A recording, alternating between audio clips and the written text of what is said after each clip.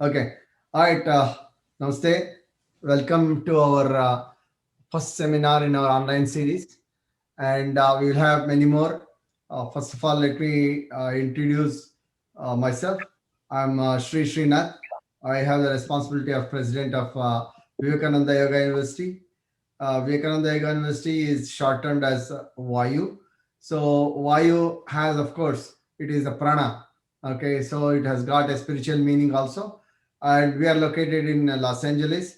After 8 years of hard work, we were able to get license for Vayu in California. So this concept of having an online yoga university began 8 years ago, and we now are offering a program of online MS Yoga. So when we first proposed this online yoga program, people were intrigued. How can it be possible? And I think after COVID, I don't think anybody questions us anymore. So, which is unfortunately, if I can say, that one of the positive things about COVID. Then we have currently we have two batches that have enrolled with us. We have 40 people who have enrolled with us, 30 in the first semester, which started in fall, and 10 in the second semester. And we will be furthering offering. We have extended this concept not only yogic sciences but really Indian sciences, okay, philosophy and sciences. And Professor Ebbar is now through the ages of Vayu conducting a course on religions of West Asia. We did that as an experiment, and now we'll be offering two, courses during summertime, which begins around March 14th and 15th. One on Indian philosophy, and the second one, introduction to Buddhism. So Professor Hebar is a world-renowned expert, and Krishna will introduce him. And so a couple of small housekeeping things. If you have questions, please type them into the chat room, and then we will have Kusuma, who is the coordinator from Vayu side. She will monitor that, and at the end, we I requesting both Krishna as well as Dr. Hebbar if they can spare a few minutes for reserved for question and answers. Even though the way this was formulated, Krishna is going to tell you about it. And again, namaste. Welcome to everyone here. Namaste to everyone. Welcome to this first webinar. I didn't hear you. Is there a question? Oh, by the way, please everybody mute, and only Krishna and Professor Hebar will be talking. And Kusuma, if you can mute everyone except Krishna and Dr. Hebar. Perfect. So, Professor, let me introduce Professor B.N. Hebar. I have known Professor B.N. Hebar for a long time, over 30 years. He's an excellent resource on this subject of Buddhism. I've had the opportunity to learn Buddhism under him, that too in a few classes and other conversations. It's my pleasure to introduce Professor B.N. Hebar. In fact, since this course is being taught by Professor Hebar, it is better to get an overview of the course directly from him. So, Professor Hebar, can you please give us an overview of the course? Thank you firstly to Professor Srinath for his introduction in terms of Vayu, and also my thanks to Mr. Krishna Kashyap for introducing me, both of whom I have known for, as they say, for 4 decades, almost 4 decades.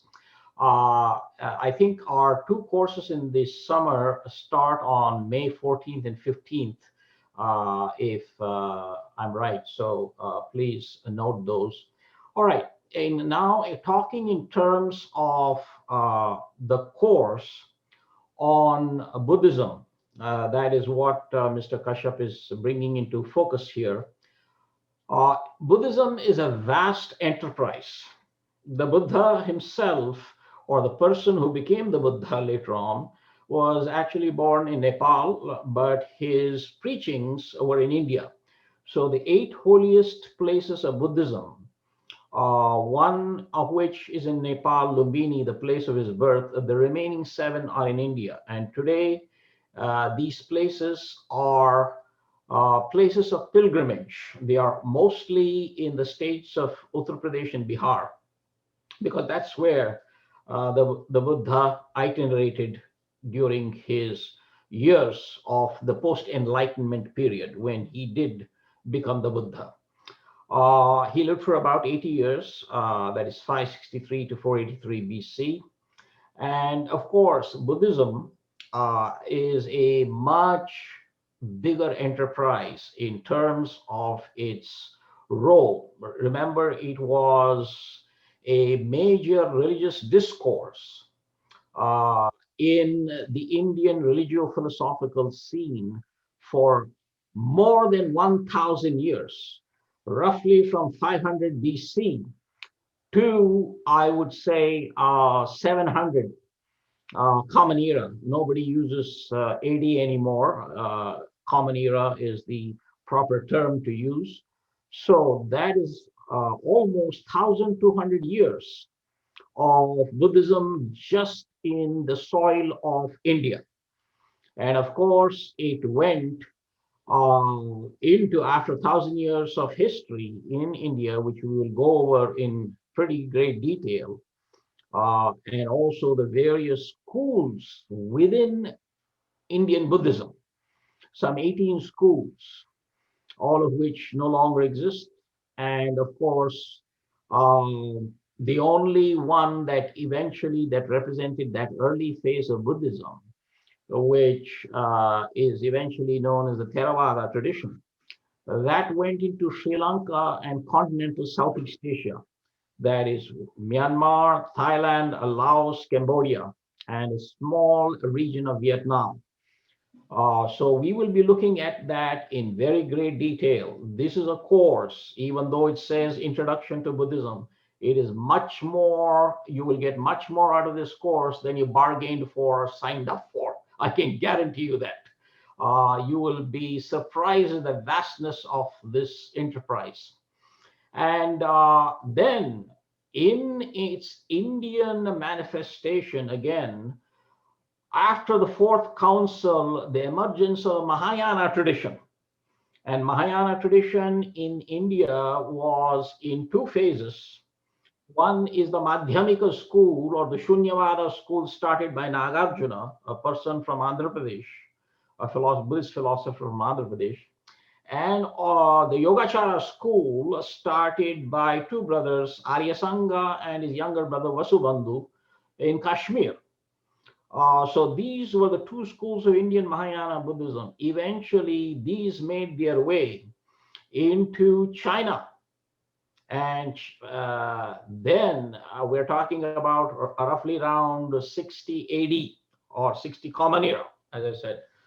So for a while, I'm going to use AD and Common Era both together till you get used to it, because once you are in the course, I'm going to use only Common Era and nothing more than that. Okay, so get used to that terminology. And so in China, it had a glorious history.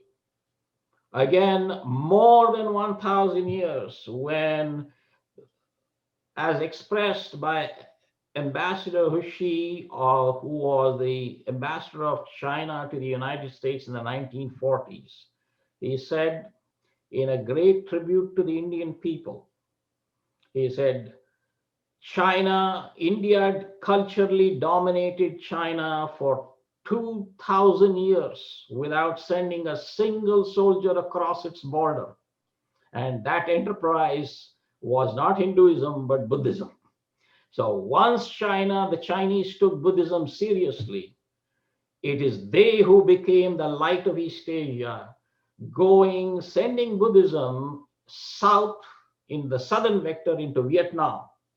Even though Vietnam is located in Southeast Asia, it is highly influenced by Chinese Mahayana Buddhism. So therefore, we are going to look at the history of Buddhism in Vietnam. And then in the eastern vector, it goes into the Korean Peninsula pretty early, I would say, around the 4th century Common Era.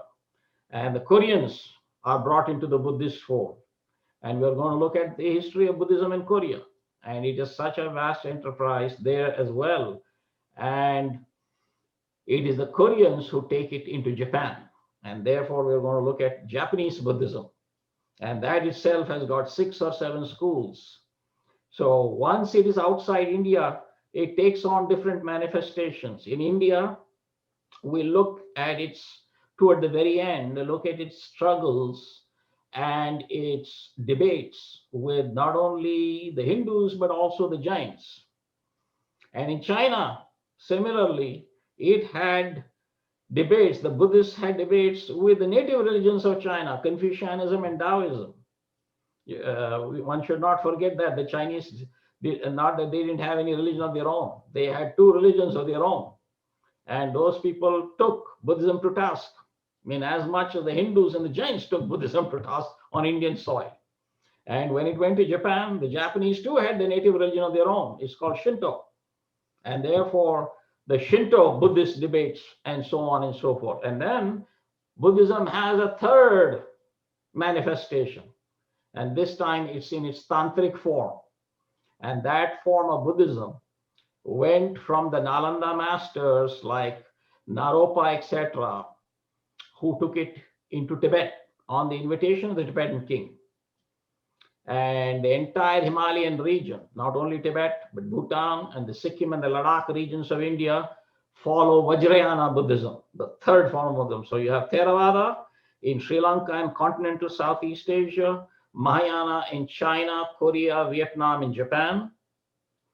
And that includes Taiwan, of course.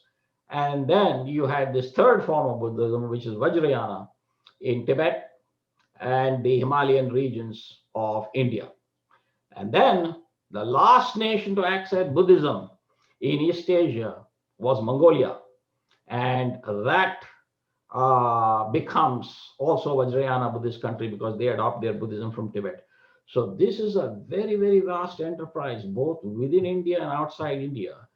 The Hindus seem to have a very caricatured understanding of Buddhism, thinking it is Buddhism is just Buddha and the end of story. In fact, Vivekananda himself observes it. He says to some of the other people, you people outside India know more about Buddhism than the Indians do, because they have forgotten their Buddhist heritage. So that is, we are going to look at that very carefully. And also this just not philosophy, we're going to look at the history as well. So because of that historical scaffolding of how these doctrines developed is very important to note. It is as important as the philosophy. And that's true even of the Hindu traditions. Just knowing the bare philosophy and why it evolved in the way it evolved is very important to know. So please bear that in mind, and that is what this is all about. And so just to leave it there. Right? So Professor Hebar, yes. So while going through the historical details of Buddhism and the spread of Buddhism around the world, right, also the principles and philosophical principles of various Indian sects of Buddhism, and also the philosophical principles of the other Buddhism in other countries would be discussed also, right, in this course? Absolutely. Yeah. And not only that, in terms, there's a tendency to think in terms of, so therefore, in the ultimate analysis, it is Buddhisms, because it's many, many traditions. Just like Hinduism is not one tradition, it's Hinduisms. Who would you say is the proper Hindu? The Nyaya Vaisheshika, the Sankhya Yoga. In Mimamsa, you have 2 schools, the school of Prabhakara and the school of Kumarila. And even Vedanta, you cannot say, oh, I'm talking Vedanta. Which one? Are you talking about Shankara's Vedanta, Ramanuja's Vedanta, Madhva's Vedanta, Nimbaraka's Vedanta, Vallabhacharya's Vedanta? They all claim from the same text. So it is Hinduisms as well. So certainly, of course, that is not going to be the topic content of the Buddhism course. I'm offering the Indian philosophy course. There, of course, we are confining ourselves. Buddhism is just one small segment because the entire course is going to be dedicated to the Hindu systems, that is the Hindu philosophical systems. So there are two different courses altogether. So this is important to note, yes. So by the way, a couple of other questions here. What is the requirement for a student to attend this class? What the prerequisites for the class, and also what is the intended audience for this course? Do not worry. I will start from the absolute scratch. Okay, nothing need be presumed. No prerequisites required. I have taught undergraduate students for the past 40 years from many backgrounds. They come from every particular major, from engineering to finance and economics to journalism to history. So I have dealt with the entire spectrum of people, and I know how to railroad them into one particular channel till they start thinking on their own. And my job is to train you to think. And once you go through the entire enterprise of the course, I will dedicate, if necessary, 5 to 6 sessions, if need be, each in 2.5 hours, just to answer your questions. So that is not an issue at all. So do not feel bashful in terms of saying that, that this is going to be beyond me. No, the historical material, you will find it very interesting because that is within the purview of everybody. And so the philosophical will be mixed in with the historical material in a way that you can properly ingest and digest this material accordingly. One other question which comes up is, see, some of the students have background in Vedanta. Some of the students may have background in Western philosophy or Jainism and other systems. What is the value of understanding Buddhism for students from these backgrounds? Yes, while of course, when these people, the students, let's say the potential students, are coming from Indian philosophy, and when you mean Indian philosophy, I know it is basically the three schools of Vedanta. The three main schools of Vedanta, or one particular school of Vedanta, such as Shankara or Ramanuja or Madhva, as the case may be. So no problem, because there, when dealing with the Indian segment, they will come to know how to compare and contrast. So that will be dealt with in the appropriate segment in the course. But that is not the whole course. So therefore, they need to come in with that mindset. And then they themselves, as the course progresses through the contours of the course, they will be able to understand how this has gone about. And if there is still doubt, as I said, at the end of every session, I will try to dedicate some time, but it will not be necessary. You will find that once you go through the whole thing, some of your questions will get answered down the road. That is, in my teaching experience of 4 decades, that's what I have found.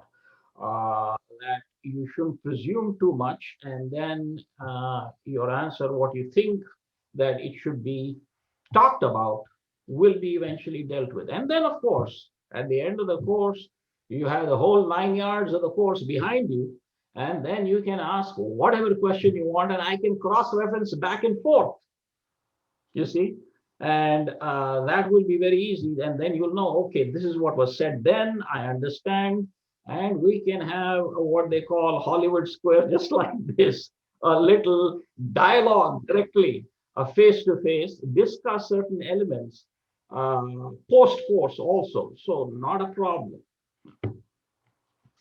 So obviously, Professor Hebar, you have come across so many other monotheistic religions of the world. So some people may come from such backgrounds. What's the value of this course for people from those backgrounds? Sure, no problem, because I have taught world religions. It's just not, I'm not just teaching the religions coming out of South Asia. In fact, right now, as Professor Srinath pointed out, though it was done as a sort of a pilot project for a particular project in mind, and that the current course that I'm teaching, the so-called pilot course, is on the religions of West Asian origin. There I am teaching, in fact, I began with ancient Egyptian and ancient Mesopotamian religions into Zoroastrianism. We covered it fairly in detail, into Judaism, that is the Jewish religious tradition. And now we are going into Christianity. And Christianity, again, is not Christianity, it is Christianities. Because which particular Christianity are you talking about? Are you talking about very early Christianity at the time of Jesus, where it was still in its formative period? Or are you talking about ecclesiastical Christianity, where it is now institutionalized and theological debates begin? So there you have the Nestorian Church or the Jacobite Church or the Orthodox Church, with the Greeks and the Russians follow today, which is quite different in its theology from the Roman Catholic tradition that half of Christianity follows. And then you have not just Protestantisms, because there are at least 5 mainstream churches within Protestantism, each having their theological differences. So just as we cannot say Buddhism, but Buddhisms, and Hinduisms, Christianity also is similar, is Christianity. So we are right now, I just concluded the Orthodox Catholic debates in that course, and we are now going to go into the Catholic Protestant debates. And eventually we'll work our way into Islam, and the course concludes. So even within Islam, it is not just one Islam. You will find you have Shia, Sunni, and Ibadi traditions of Islam. And even within Sunni Islam, it's not just one lump and dump. You have 4 schools of Sharia within, and then you have 3 schools of Sharia within Shia Islam, and then 1 in Ibadi Islam. So when they talk about Sharia law, they sometimes talk as though it is a monolith. You have got at least 8 schools of Islamic Sharia on every particular issue. So I'm not going to go into that, but this is just to give you Professor an idea in terms of what all this is all about. Okay, Professor Hebar, let me give you a little bit of the structure of what we're going to do today, right? Right. I will ask only a few more questions, which are general questions. Sure. And I will let other people ask questions directly. That way they may have a number of questions already. We are getting questions on the chat room. So let me just ask just a couple of questions and then get back, again, open the floor for other people to ask questions. Sure. Here, see, what is the value of this course for people who think that they are familiar with Buddhism? See, so many times, coming from an Indian background myself, we had history textbooks long time back about Buddha, and I probably know something about the story of Buddha, that, you know, he was upset looking at few people, dying people or deceased people or whatever, and then he went to forest and he got realization. So many people assume that a historical knowledge or some basic knowledge of Buddhism is familiarity. Or some people might have taken some courses in Buddhism and they may be more familiar with Buddhism. But what is unique about this particular course, and what value does this course give for people who are already into Buddhism in some way? Well, it all depends in terms of what you mean by they are into Buddhism. Are they there only from practical perspective, namely that is you are going to a particular Buddhist monastery or an institution and just doing your guided meditation and coming out, whether it's be Vipassana meditation or Zen or any of the schools of Tibetan Vajrayana Buddhism, each of them have their own meditation methods. So that level of involvement, which is quite practical, and that's wonderful, good for you. But then if here we are going to do it more academic style, which is going to involve both the history as well as the philosophy. So therefore, If you have a very limited view in terms of just the story of the Buddha and nothing more than that, then this is going to be a much more bigger enterprise than the story of the Buddha. It will also be there, believe me. So that is one of the things that I do. And since I do this through PowerPoint, you will be able to visualize. It's just not an oral lecture. You'll be able to visualize what I teach. And it is pretty clear in terms of the analyses that I make and the comments that I give over and above the material, which are both pictorial as well as worded. So that is what I have to say in terms, and each individual will have to tell me in this question answer kind of scenario or this dialogue as to how much and into what way they are into Buddhism. Then I can specifically answer them how this course is useful. Otherwise, a very generalized understanding is sort of very difficult. Yeah. So, Professor Hebar, believe me, I have known you for more than 3 decades or something, like more than that, maybe, since in 1985, I guess. So I'm very convinced that this course will be very interesting. There's no doubt about that. Sure. But I'm asking questions so that other people know what it's about, right? Sure. Another question I have is, this is more for Vayu representatives. This is about the credits of the course. Can the credits be transferable to another university coursework or something like that? So students who want to expand their study and add some kind of a soft course like this, like Buddhism course, how will it help them in terms of credits, stuff like that? Dr. Hebar, can I answer the question? Yes, please. Yeah, that's an I'm asking administrative you. question. So No, because you are the person for that. yeah, pretty much. I know KP probably for 50 years. Okay, we are classmates, and so we have long standing friendship. And when he said Professor Hebar, I did not know whether I should shut up and let Professor Hebar talk. But I think it's a more of an administrative question. Let me answer it. This course is going to be offered at 2 levels. One is Shravana, so you listen to the lectures, that level, that we call it a guest student, and then another student who is a registered student for credit. So the registered student for credit, this will be, since Vayu is licensed by California, so the state of California, we are allowed to provide you with credits that you can use it to transfer to other universities. Okay. One point of disclaimer is we are currently going through accreditation. We are not accredited. So what it would mean is there are some universities that say that only we accredited credits we will transfer. So in the future, we will be grandfathered, meaning if you have a certificate, you could still transfer that in the future when we get accreditation. I just wanted to be clear about that. And there's a subtle distinction. Primarily, even though Vayu had been in, as an entity has been in existence for 8 years, license, we got it only last year. So that is where we are. But these credits can be transferred, especially Professor Hebar, who is a professor in religion from George Washington University, where he has taught for many decades. So the credibility of the professor itself could hold a lot of value here.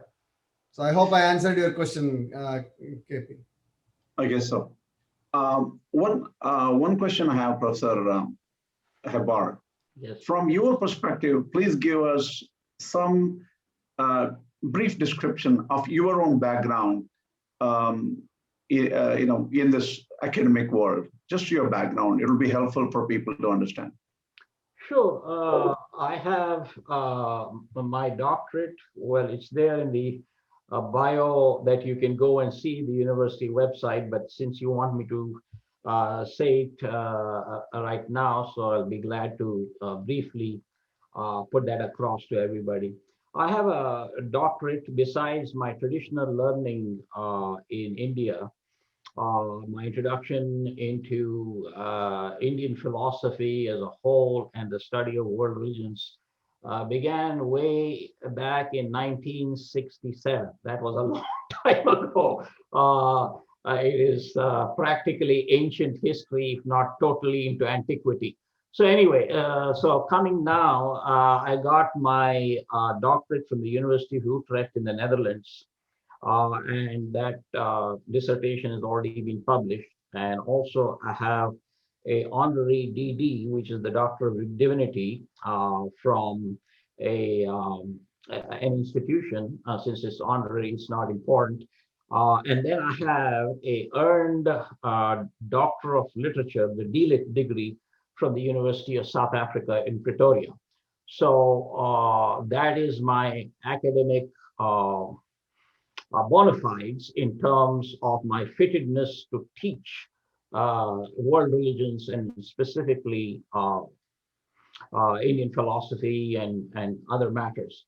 Also, I would like to also introduce myself and introduce in the process. I'm an officer of the International Buddhist Association of America. I'm its executive vice president. It's an association of the 13 Buddhist majority nations of the world. So I have credence even at the international level standing.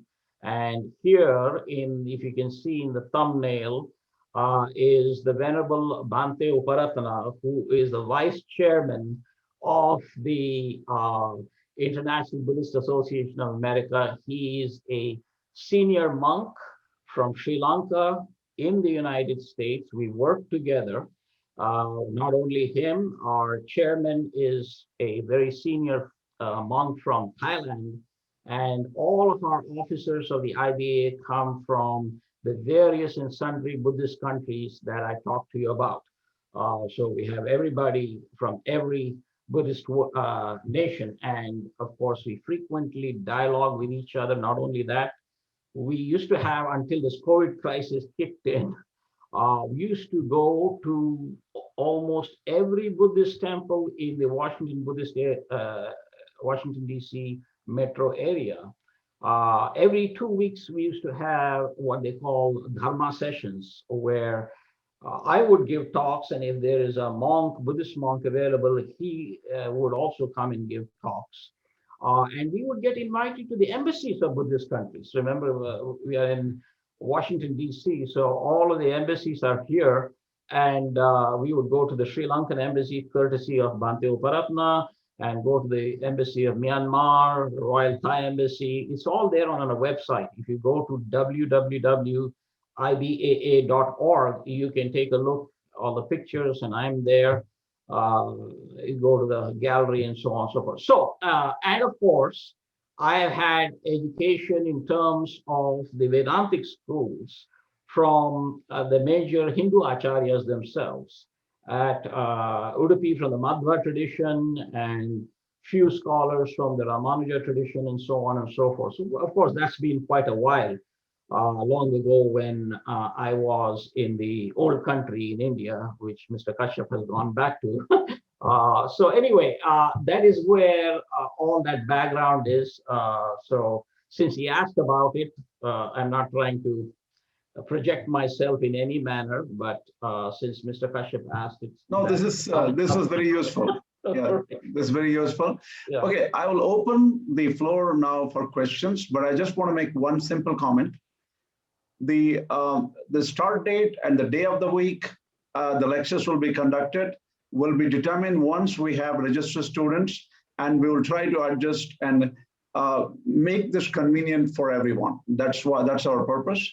And of course, the convenience of Professor Hebar also. Now, I will open the floor for questions.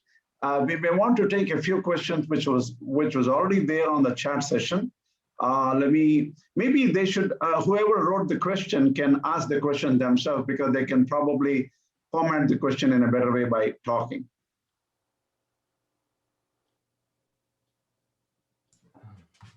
I think Jessica, you had typed in the first question. Why don't you go ahead? Well, please unmute yourself before asking. Yeah, and Jessica is a physician. She's a student also in our Vayu online MS program. Being one of the brave ones who took the leap in the very first semester. So Jessica, go ahead. Thank you, Professor Srinathji. Hello, Professor Habar. Thank you so much for all this information. Sometimes when I talk about Buddhism to some people, they say, oh, isn't it atheist? So, in trying to explain about the course about Buddhism, I just wanted to ask, is Buddhism theistic or atheistic? Well, it all depends on which segment of its history that you're talking about. I would use the word non-theistic rather than atheistic for the simple reason atheism has a whole different, almost anti-spiritual connotation. Buddhism is not that, okay? It is very much of a spiritual tradition. This kind of deep dichotomy that something has to be theistic and atheistic seems to be more of a Western enterprise. In India, that was not the way of thinking. Philosophy and religion grew up together. There was a distinction, but not a divorce. It was in the West. So that is something that is to be understood. And even in the long history of Buddhism, it is only the Theravada tradition that still maintains its non-theistic attitude. Mahayana tradition brings in what I would call a backdoor theism, where the highest body of the Buddha, the Dharmakaya, becomes almost like God. So it depends on which particular phase of Buddhism you're talking about and which particular tradition within Buddhism that you're talking about. So it is both theistic and non-theistic. But when I mean theistic, it definitely is not the theism of the three so-called Abrahamic faiths, that is Judaism, Christianity, and Islam. That kind of theism is a very different kind of theism. Professor Hebar, there Yes. is a question from Partha Srinivasanji, and the main thing is here is that he's asking what is the time commitment for the course, number of classes, hours per class, etc. Yes, the total course is a full-fledged course like in any other university course. It is going to be 15 weeks, and you have to commit yourself in terms of a few extra classes if you yourself are deeply interested in the QA sessions and the discussions post-course. A sincere student in that sense will not be time bound, but the course commitment, if you have got to go, it's 15 weeks, certainly. So I understand that. So in the so-called post course session, it is, let me make it this kind of general rule: stay if you can, but go if you must. So that's not a problem.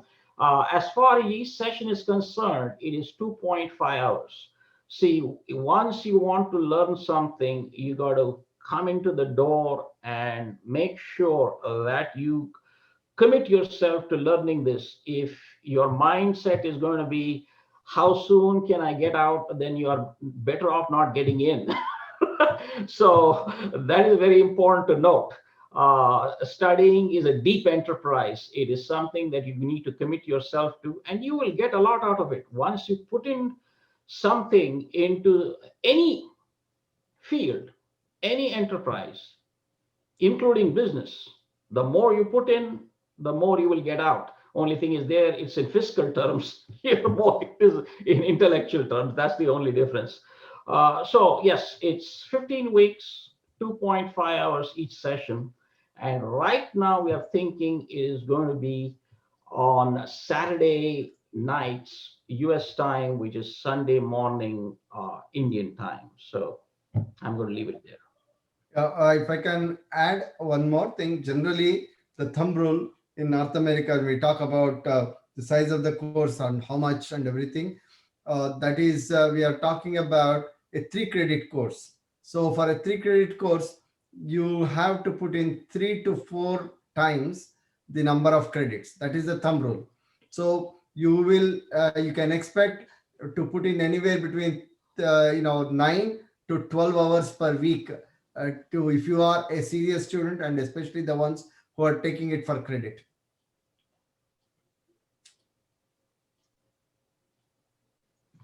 Any other questions? So, Prashant here. Yeah, go ahead.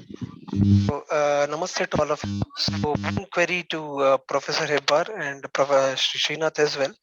So, for the students who opt for the guest student course, so for them, whether they would be entitled to ask queries during the lecture or after the lecture. That was my question. Sure, Absolutely. I mean, absolutely. you are a student. I mean, a teacher will not distinguish you. It is administration that is hungry for money that will distinguish you. Thank you.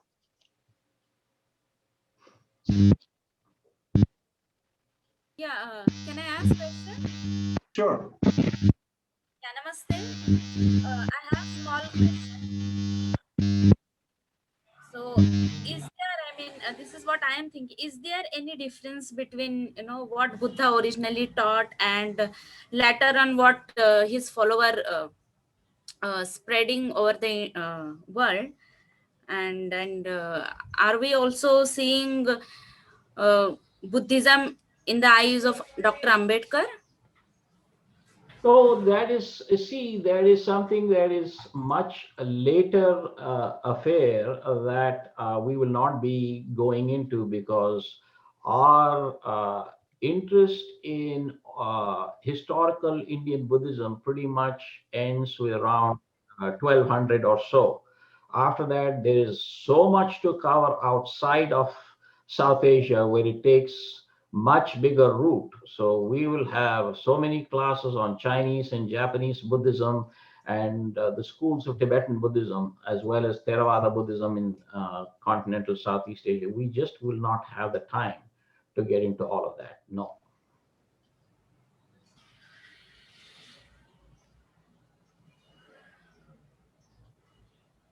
Hello, thank you so much. This is so interesting. I don't know if this is so much a question, but to just kind of frame you where I'm coming from as far as my interest in the course. Being in the US, there are a lot of professors who are in Indian studies departments, and they, in their studies, had one or two, I want to call them vague Buddhism courses, and they tend to teach all of Indian philosophies through that lens.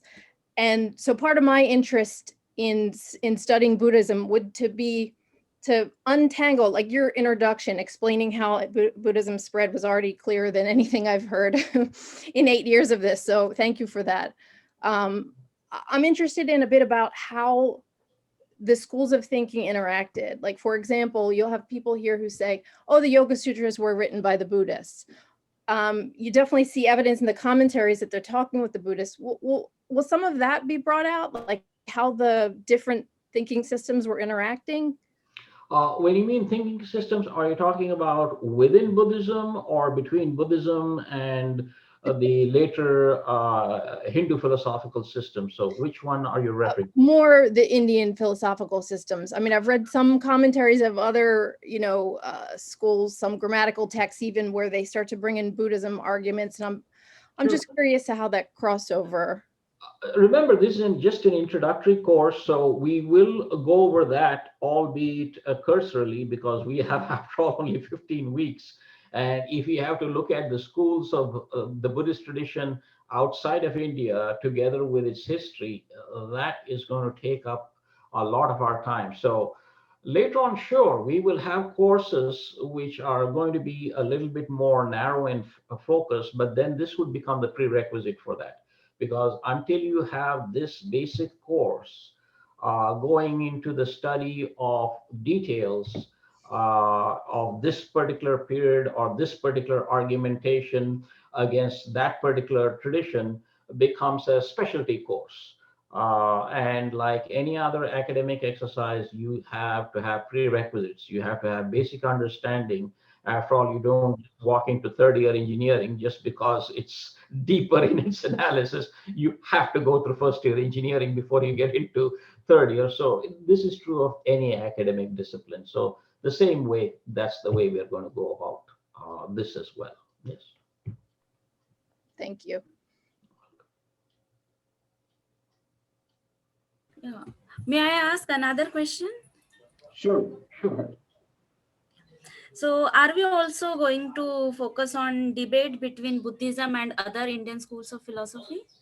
Again, it's going to be probably one or two sessions because we are going to do the same thing with the debates between Buddhism and Confucianism in China and between Buddhism and Shinto in Japan.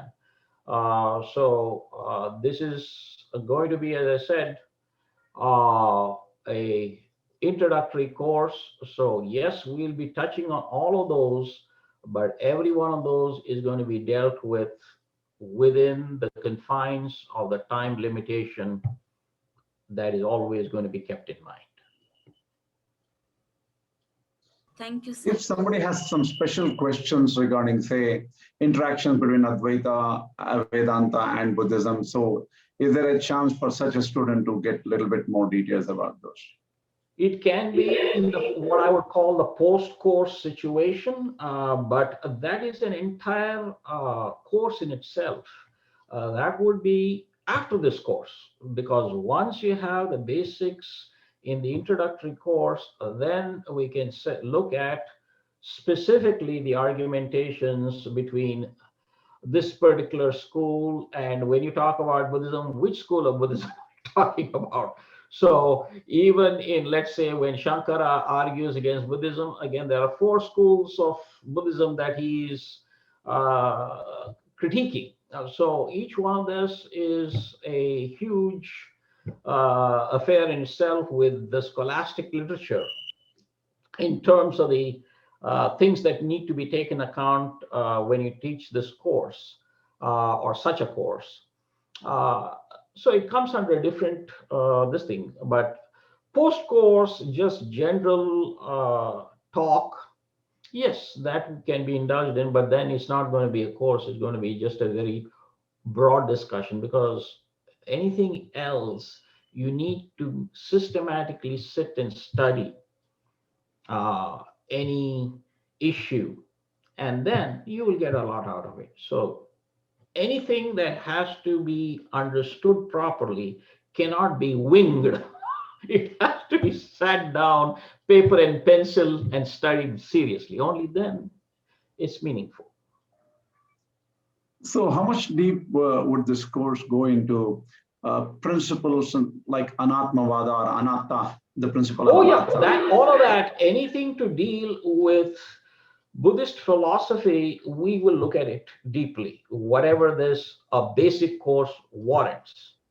Anything else, if you are trying to get 900 yards of the course within the 15 weeks, it's just not going to be possible, because that is why it's called an introductory course.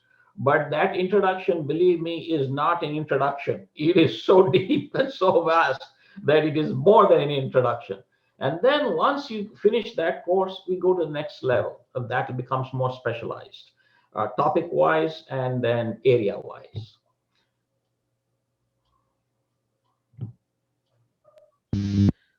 This is Prashant here. Just one more query. Sure. So continuing to what Krishna sir asked, so would it be possible for a student to discuss with you about the differences and similarities in the Anattavada of Buddhism and the Atmavada in Oh Hinduism? yeah, I mean, we will deal with it, as I said, albeit keeping the confines of the time issue in mind. And then later on, when you go into course number 2, then that can become a specialized affair where we will deal with it not only without Buddhism, meaning the differences between the various Hindu systems and Buddhism, but also within Buddhism itself, the debates that took place. So all of this, yes, but it's a different course altogether. Yeah, basics, yes. Thank you. Sure.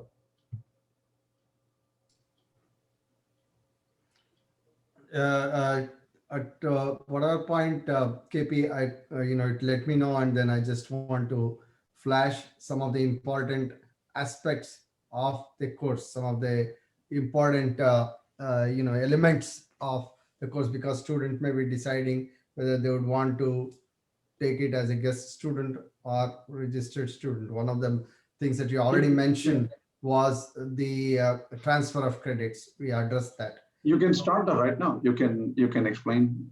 Yeah, I wanted the students to exhaust their questions before beginning. So I think you got another chance. You could, after I complete, we can resume the Q&A. Professor Hebar, is that okay? That's fine. Yeah, That's I'm fine.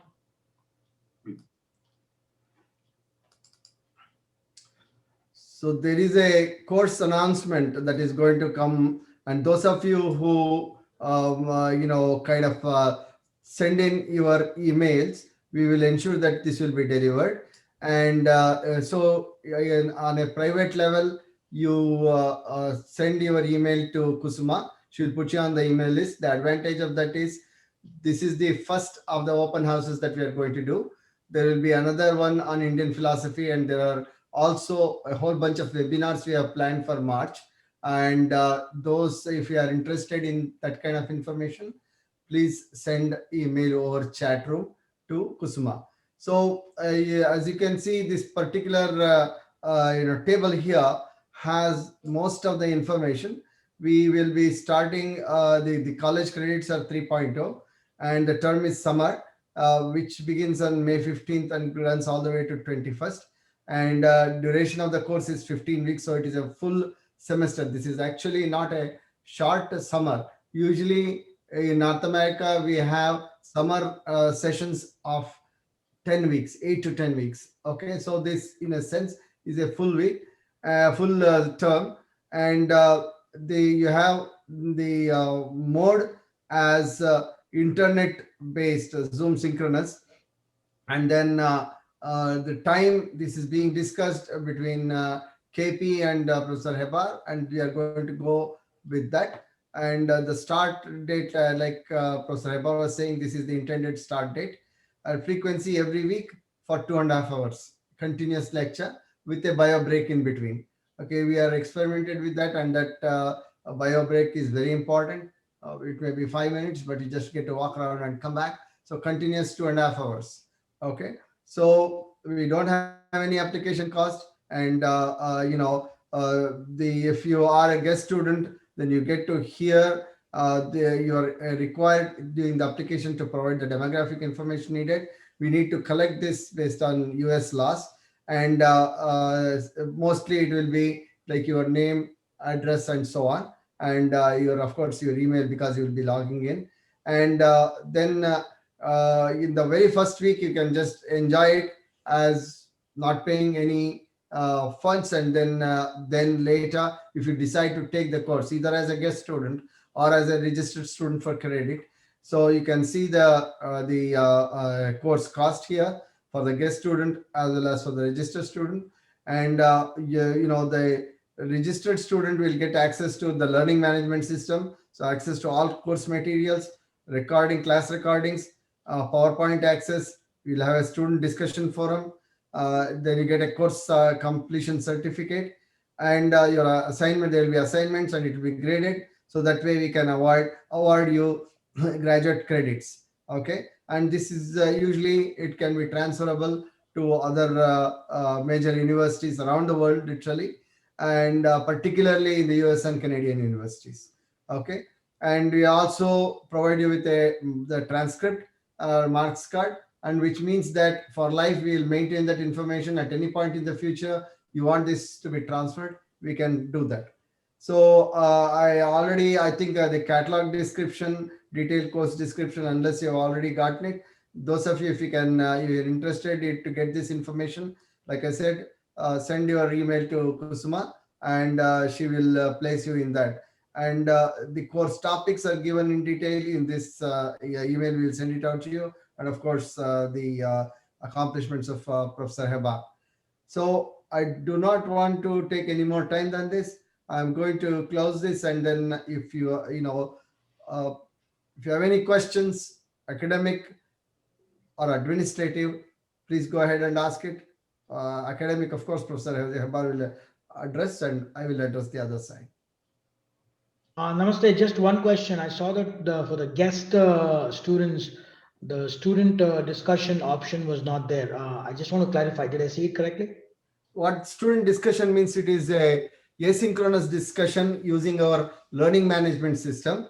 You, of course, can ask question and answer. As Professor Hebar pointed out, beyond the 15 weeks, he usually has the this one. He's kind enough to continue couple more session that will be purely focused on Q&A. So you can ask at the end of every session. There will be about 10 minutes, 15 minutes, depending on the kind of the interest from the students, which will be pure Q&A, and we do not distinguish between a guest student and a registered student. Both of them can ask questions, and Professor Ebar kindly will be able to answer it. So Thank you. also, Professor Hebar, please explain regarding the textbooks to be followed or anything like that, if you want to. Sure. I mean, I can assign a textbook because this is even in the regular universities where I teach. We have gone, as you know, university bookstores are pretty much closed down because they've become obsolete. There's so much information available in the form of PDF books, etc. So what I will do is I will recommend a textbook, because otherwise it becomes too cumbersome in terms of the amount of textbooks that one would need. And I don't want to fiscally overburden anybody on that. The PowerPoint itself comes from a vast amount of resources which have been culled together. So if you follow that, and I'll give you a so-called recommended fallback textbook that you can sort of consult periodically, no doubt, so that you have another understanding over and above what I teach you. So that's the methodology I follow in the universities that I teach. And the same thing is going to be true here as well. Professor Hebar, there is a question. I think Okay. part of it which you answered by DVP, and I request DVP to actually say the question and get the answer from Professor Hebar. Unless they have difficulty in. Are you there online, DVP? Yeah, good day, Professor. Yes. Are you able to hear me? Yes. No, I just want to know whether there some PDF books will be supplied as part of the course by you, or what I can do is I will see which one is available easily in PDF.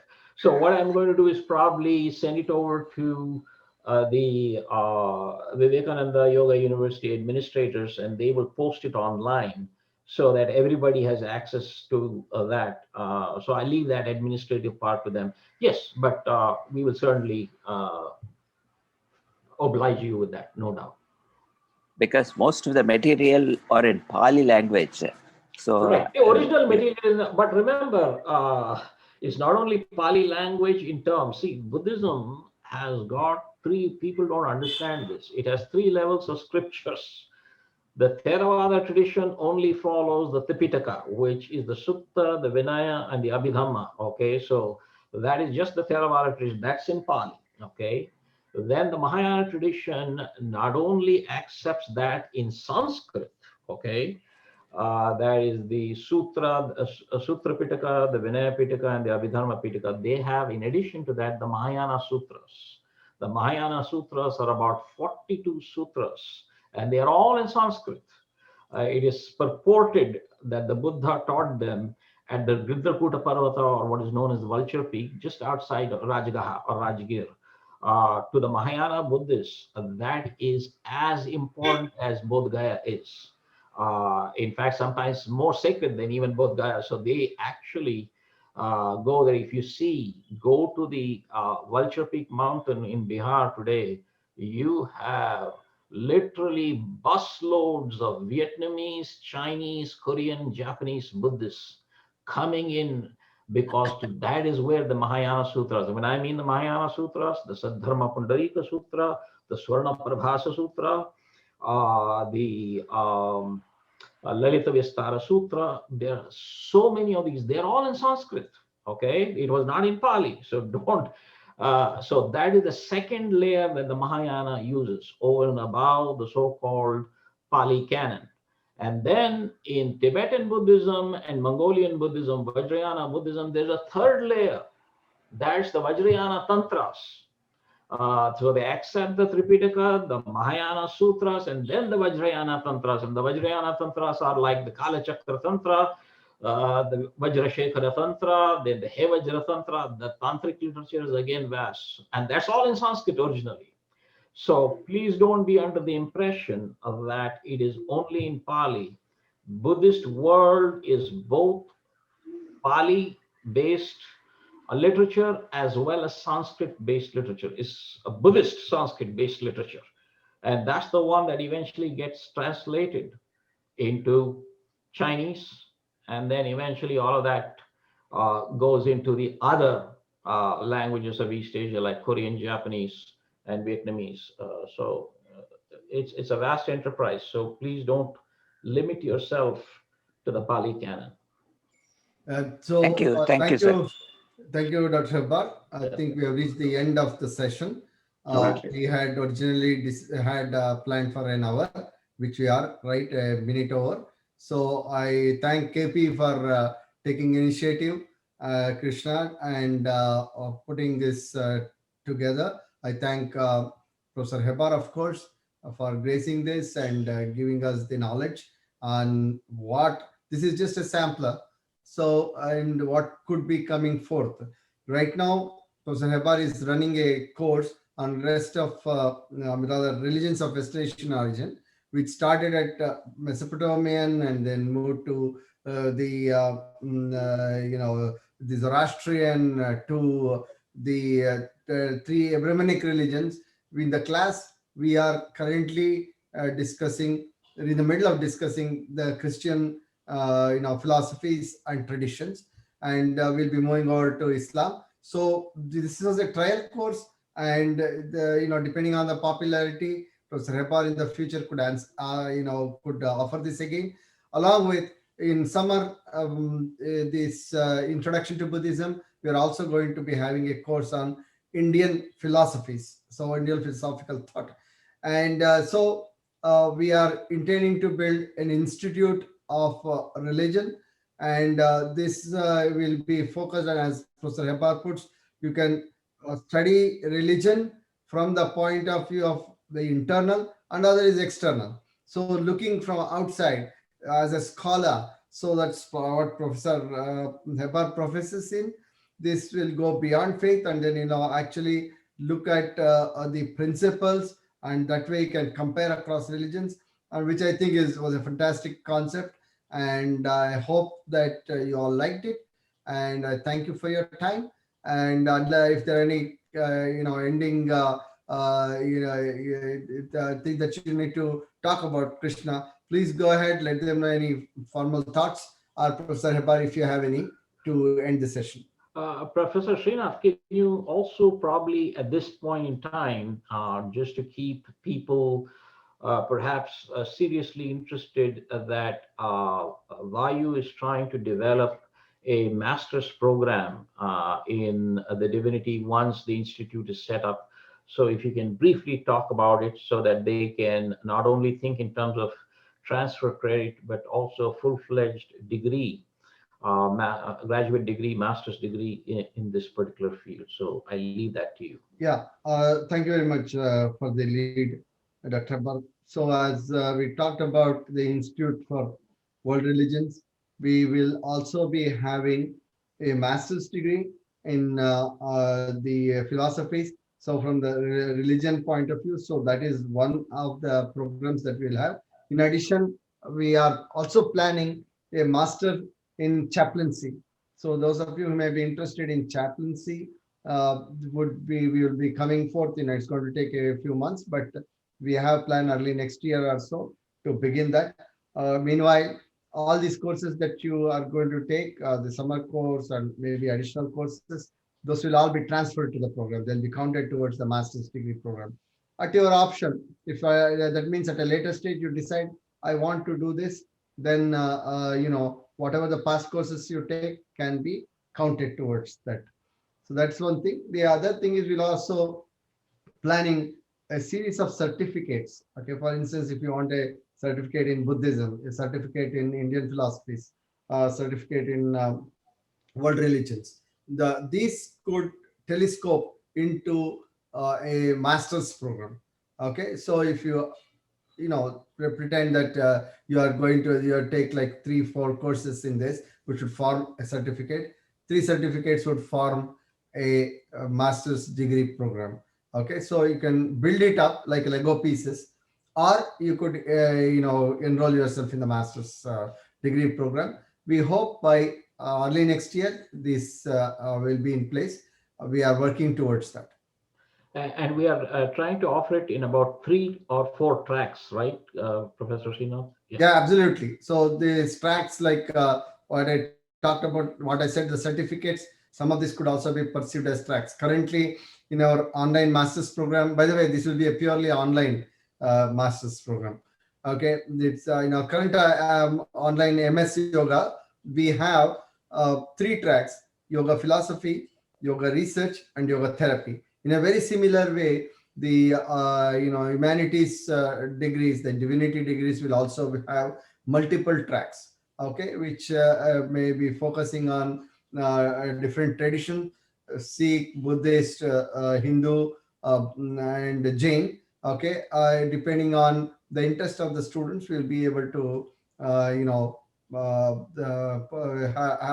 their interest directed towards a particular track. Thank you, Dr. Hava. Thank you. Thank you for joining, I think. Yeah, what I suggested was Jessica had questions, and then that's what beyond the scope of what we were talking about. So I suggested to her that we will stay on for another 10 minutes or so, and if officially the session has ended, and those of you who are interested in listening to it can stay over and listen to maybe Jessica's question and Professor Hebar's answers. Okay, so namaste everybody. Thank you for attending, and we will talk to you later. Jessica, please go ahead with your questions. I hope Professor Hebar that it's okay. All right, that's fine. Yeah, go ahead. Thank you. Good morning. I looked at the time. Are you in India? I know it's 8 a.m. Are you talking about me? Yes. Okay.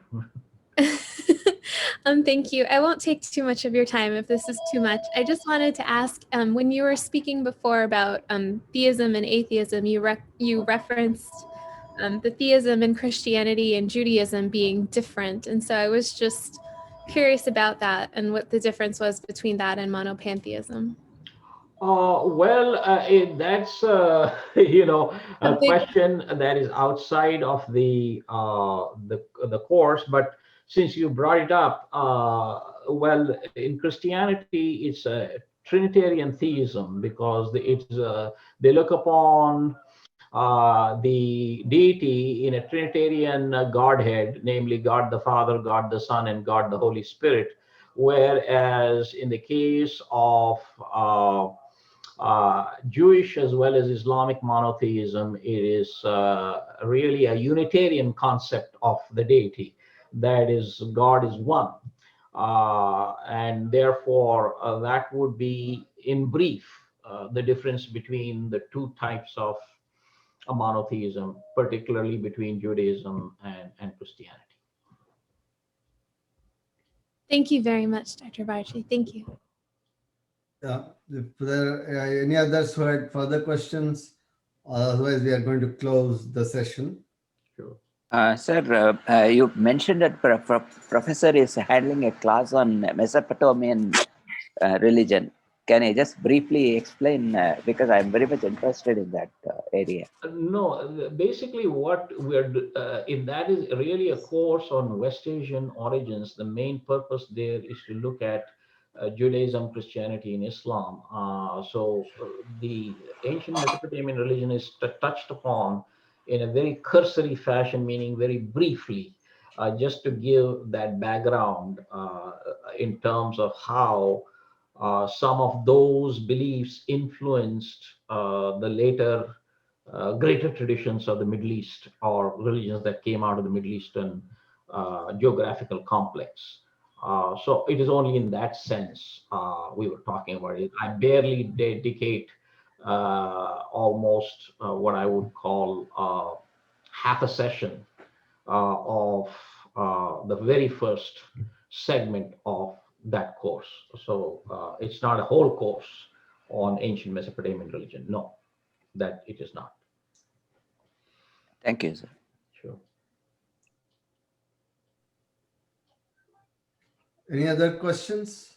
Or okay. Maybe we can say that if you have more questions, you can send us via email or something, and send them an email to connect, right?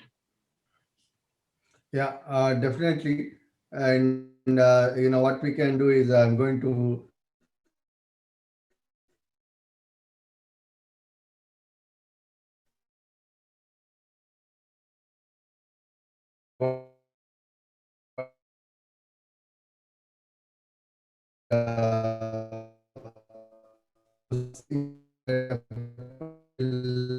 see if it is very academic. Once I will forward it to Professor, and then depending on his time, he will be able to answer it.